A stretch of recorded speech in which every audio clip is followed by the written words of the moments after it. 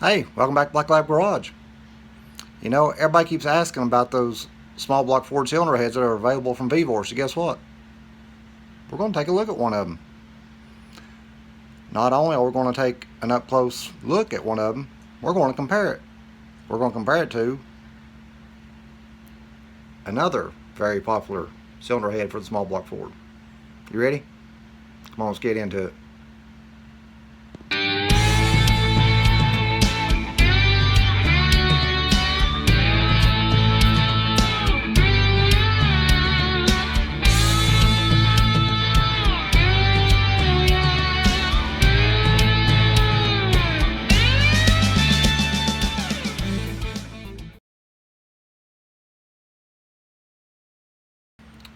Okay, so the story on the Vivore head is we're going to be putting a Windsor together, a 351 Windsor, for a friend of mine for his truck.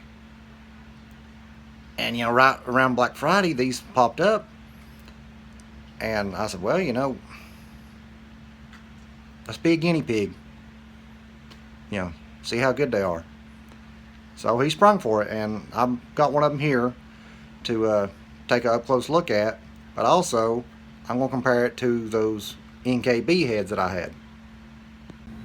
Now, if you don't remember, the NKB head is the ones that I bought from Skip Lot Performance in Kingsport, Tennessee a few years ago. And this casting is the same casting as the Blueprint Racing engines, the AFR Enforcer, and a couple other cylinder heads. All the castings come from the same place. So we're going to compare it to the Vivore. Now, does this tell you how new they are? They still have the plastic on them.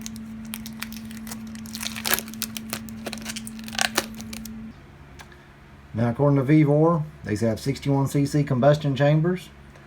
They've got 202 intake valves and 160 exhaust valves.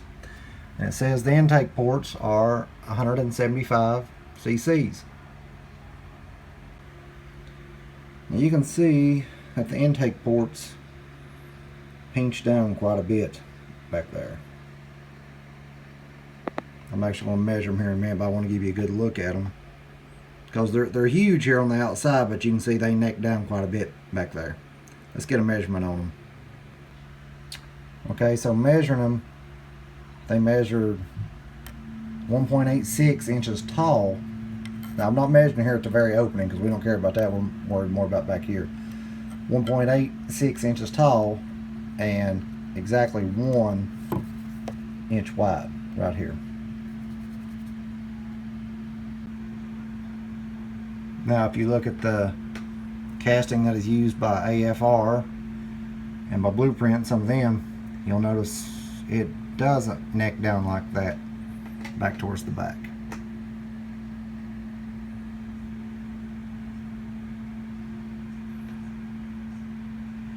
So let's get a measurement on it.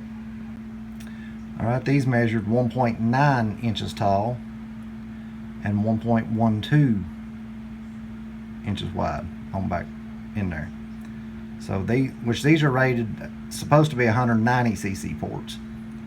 So that's probably pretty accurate. Which, I mean, you can port and polish either head, you know, to open them up some if you need to. So now I want to check it for port alignment. This is just a this is the Vivore head, and this is a standard Felpro 1262 performance intake manifold gasket, and you can see it is off just a little bit, but I mean, it ain't nothing that can't be trimmed.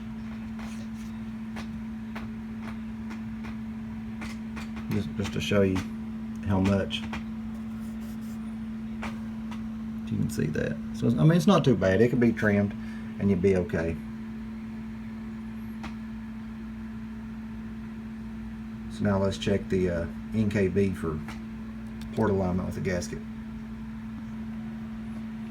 Now you can see the NKB head, the intake port, they do line up better, and it actually leaves you some room if you want to open them up just a little bit, because this is the same Felpro 1262 intake manifold gasket. So I do have to say the intake port alignment is better on these. But I mean, the Vivores, they're still not bad. It's not like it's a quarter of an inch off or something. I mean, you're looking at, maybe a 1/16 of an inch that you'd have to trim off the gasket or something. So I mean, it's not bad.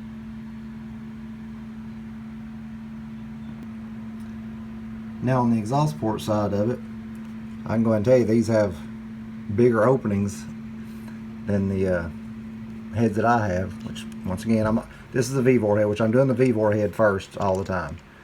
So width wise, which there is a little casting flash right there, so I'm going slightly below it. That way it don't interfere with the measurement. As you can see, they don't neck down back through there either. But get slightly down below it there. 1.382, and height is 1.40. Now, port alignment, I'll use a stock gasket first. Okay, with the stock exhaust manifold gasket, you can see all the bolt holes. They're lined up. They're okay. Of course, you couldn't use this because it has way, way, way too much overhang. I mean, that one is like 1/8 of an inch. So I just wanted to use that just to show you that the port alignment is good and the bolt holes all line up. Now let me switch gaskets. Now this is an exhaust gasket that comes with the BBK headers that I got. You can see all the bolt holes still line up good, but it's still, this gasket overhangs this exhaust port.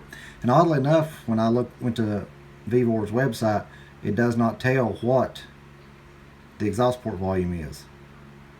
I looked down because it told the combustion chamber size, the intake port volume not. It did not say what the exhaust port volume is. But I don't like that this gasket, because this is a performance gasket, and it still overhangs. This is quite a bit bigger than the stock gasket. I mean, yeah, it could be trimmed up some, but you're going to be getting thin on the gasket. So it would pay to have, get like some rim flex gaskets, because you can see there's quite a bit of difference in the size between the stock one and the BBK, and it's still, even with the BBKs, it overhangs it. Now then you can see these other heads, they don't neck down back in the exhaust ports either, but they are smaller. Which now smaller doesn't really necessarily mean anything. It can still have more velocity even out of a small port. And these measure 1.32 wide.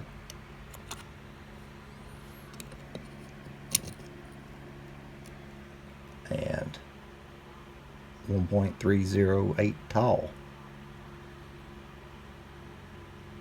Well, 1.31. So these are a smaller exhaust port. Let's see how the gasket lines up with them. You can see with these, there's just the slightest overhang. It's very little at all. Nothing that couldn't just be trimmed out. So for headers and exhaust gasket fit up wise, these do fit up better. Now let's take a look at what you really want to see. The valve train and the bowls and stuff. We'll take a couple valves out and take a look at the bowls and the guides and those things. Okay, looking at the retainers, I probably wouldn't use them, and I'm not crazy about the keepers because you can see there's a couple of keepers that look kind of wonky. See it there? Kind of hard to see looking straight on, but like when I turn it up, you can see it now. Can't you see how that one's a lot higher than the other one? And like this one, they're equal. That one, you see that one's on the bottom is higher than the one on the other side. That one there is the same way. Those are equal.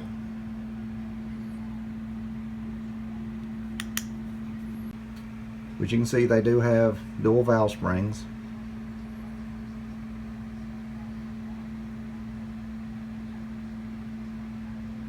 I probably wouldn't use those either. You know, if I was going to use this head, I would just go ahead and get me a spring and retainer kit and put on it. For example, like this new old stock set of crane springs and retainers that I have. They'll fit right on there. And you can see they're much better made pieces. And if you notice, they're not cups, but they do have inserts down at the bottom that are steel that the valve spring sits on, so they won't dig into the head. So I mean, that is good. You know, I'm not going to show you the valves and stuff on these because I know what these are. These are conch cams, valve springs and retainers. That was on these heads when I bought them, because that's what Skip White installed on them when you bought them. So there's no point in me going over these because these are good pieces. The one thing I do like about these heads is where the push rods, these have slots where these just have a hole. I do like the fact that these have slots in them. I'm not exactly crazy about their oil drain back, you know, just 3 holes, which I mean, that'll work. I prefer to have the open holes like this, you know, because when you're running a Windsor, you know, they need the oil to go back to the pan as fast as they can on those engines. So I'm not exactly crazy about that, but if you're not turning really high RPMs or running a high volume oil pump, you know, you'll be okay. So let me get my valve spring compressor and we'll take a couple valves out. I'll pick 2 cylinders at random here and we'll remove the valves and see what the bowls and see what the valves look like. Okay, I pulled the valves out of these cylinders here, which on the left side motor that would be number 4 and number 2. You know, the valves, they don't look bad. They're undercut.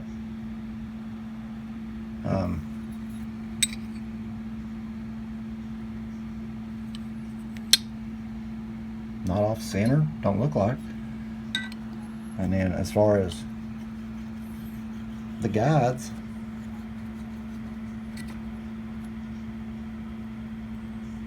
they're tight. Because I have heard of some people buying these heads and the guides being loose. These certainly ain't.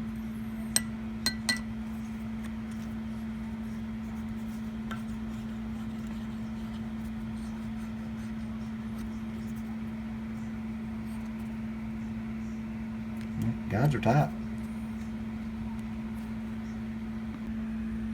Now looking down in the bowl, the seat doesn't overhang the bowl. Actually, I'm surprised on that one.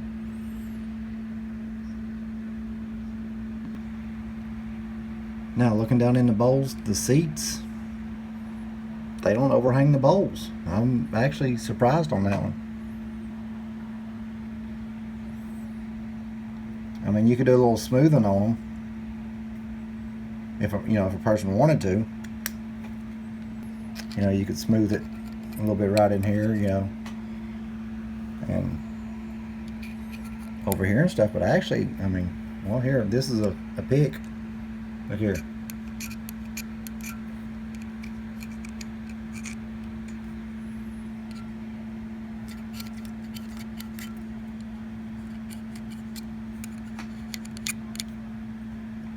I'm actually impressed with that. That has surprised me. The spark plug hole though on the end of them, they're a little ugly. I don't, you know, which a man could always round that out a little bit. I mean, it won't hurt nothing. It could possibly create a hot spot. You know, I would round that out myself, but I'll be honest, I'm really impressed that the seats are not overhanging the bowls. Looking down in the bowl, the valve guides are a little taller than what I prefer.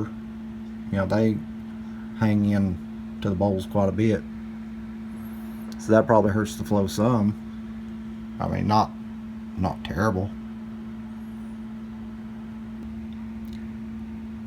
Now looking at the intake port this way with the light shine there, you can see how much it pinches down right there, which, I mean, you can knock that wall back. That's nothing a burr and a sanding roll can't work on a little bit. But I mean, the transitions are actually pretty nice. And even the short turn radius here, it isn't bad.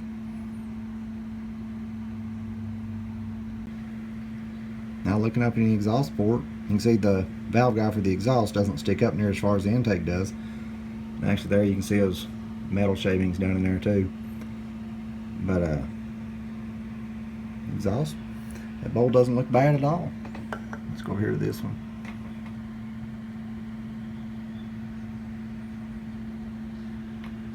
When I say it doesn't look bad at all, I'm saying it doesn't look bad for a $239 head.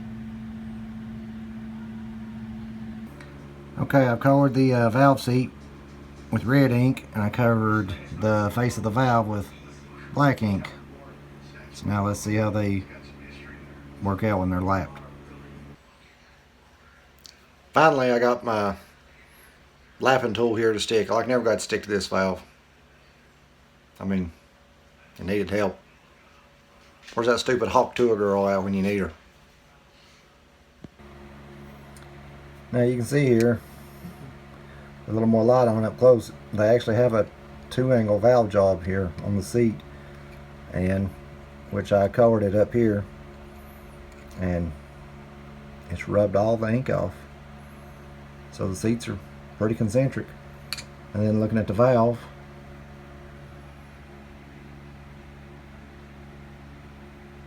you know, it rubbed most of the ink off on the face. And then you got to remember, as you run these things, the valves are going to seat more as they open and close, and seat in a little bit more.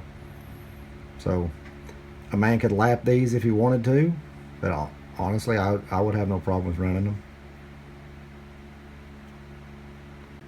I might have forgotten to tell you, but these are 11/32 valve stems that are in these heads. And the valve stem seals, they're rubber, but they're still positive seals. So I mean, that's good.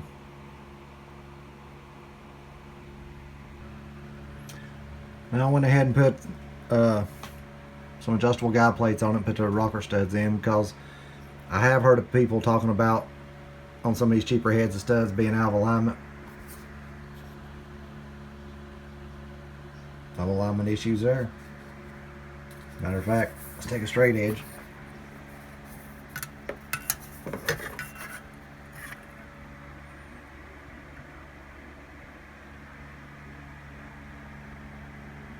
There's none of them out.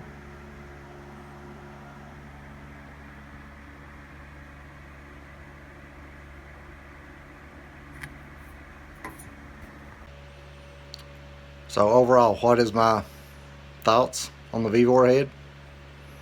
Well, is it as good as the Yongyu casting that Blueprint, AFR, and some others all use?